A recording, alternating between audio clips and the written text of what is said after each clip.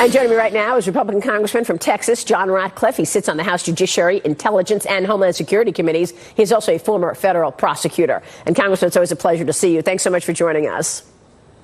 Good morning, Maria. So let me say, Robert Mueller, you just heard that soundbite from William Barr. Robert Mueller said that he had a team of approximately 40 FBI agents, intelligence analysts, forensic accountants. Special counsel issued more than 2,800 subpoenas, 230 orders for communication records, issued almost 50 orders authorizing the use of pen registers, interviewed approximately 500 witnesses, and was given almost $40 million to complete the task. Should he have come up with a determination or a judgment on obstruction? Yeah, Maria, I actually disagree with Attorney General Barr when he says that Bob Mueller could have reached a decision. Bob Mueller should have reached a decision.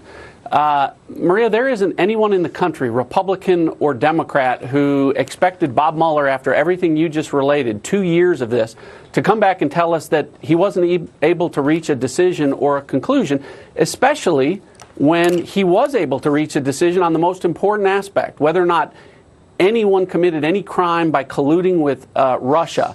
Bob Mueller put a stake in the heart of this collusion conspiracy narrative as it related to Donald Trump. He did exactly what a prosecutor is supposed to do.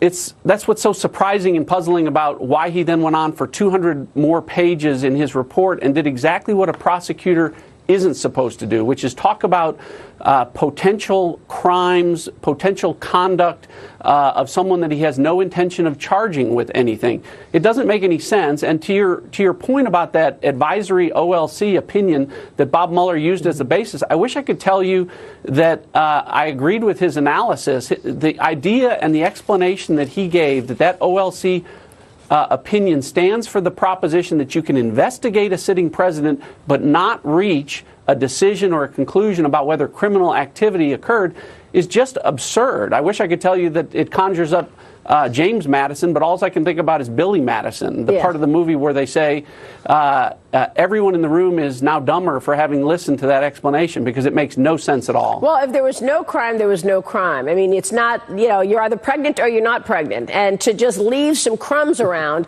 for Bob Mueller's friends in the media as well as in the Democratic Party, well, it's actually stoking exactly what he intended, I guess, and that's impeachment conversation once again.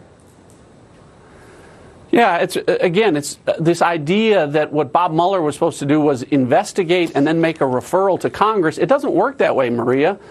Members of Congress make criminal referrals to the Department of Justice because they have the ability to convene grand juries, issue subpoenas, conduct interviews, and make a determination whether or not conduct rose to criminal activity. It doesn't work the other way around. The Justice Department doesn't make referrals to Congress to decide on whether or not something criminal has happened. Yeah. So I think that idea is just equally ridiculous. Yeah, it's exactly what Bill Barr said, actually. The AG said, we're not an adjunct to Congress. The Department of Justice is not an adjunct to Congress. Let me go back to a letter that you've been talking about very much that has to do with the intelligence assessment that then candidate Trump was given back in August of 2016. We've got the letter here to Charles Grassley, the chairman of the Committee on the Judiciary then, back in October of 2017. Let's talk about this letter and why this letter is important, because we are looking at the letter from Gregory Brower. He's the assistant director of the Office of Congressional Affairs. Yeah, Maria, that letter documents some really important and extraordinary events that were happening in August of 2016.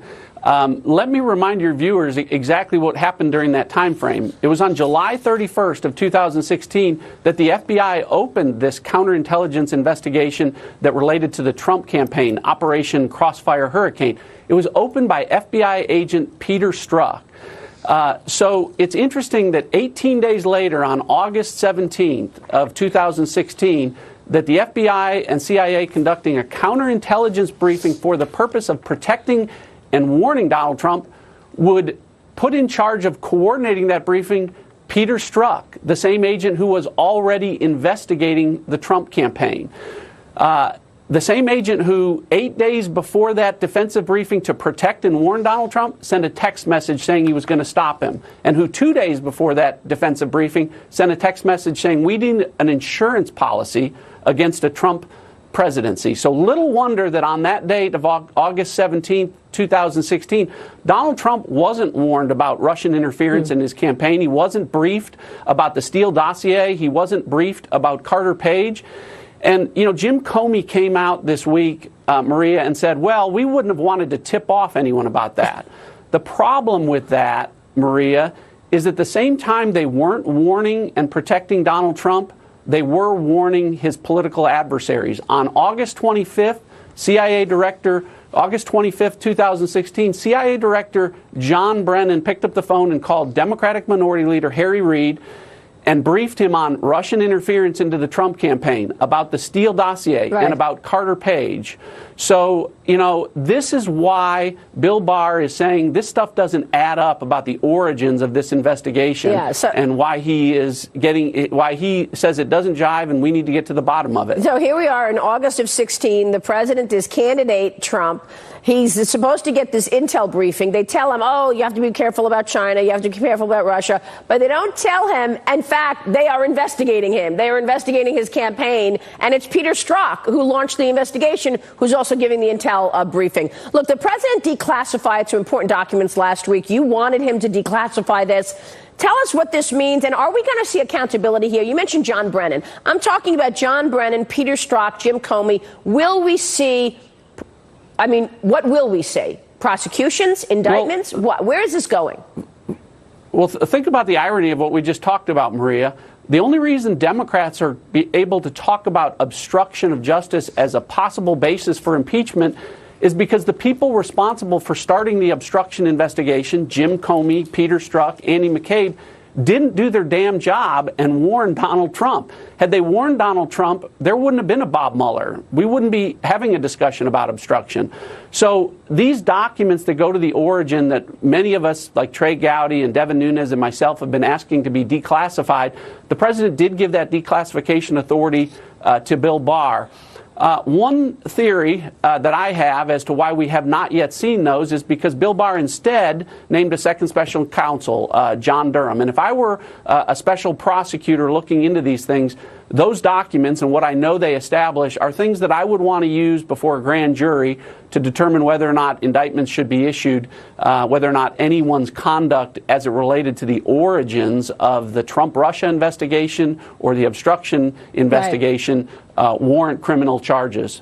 Well, we'll see about that. Maybe that's why we haven't seen it. We'll be watching. Congressman, it's good to see you as always. Thanks so much. You bet. Thanks, Congressman Maria. John Ratcliffe joining us. Up next, my exclusive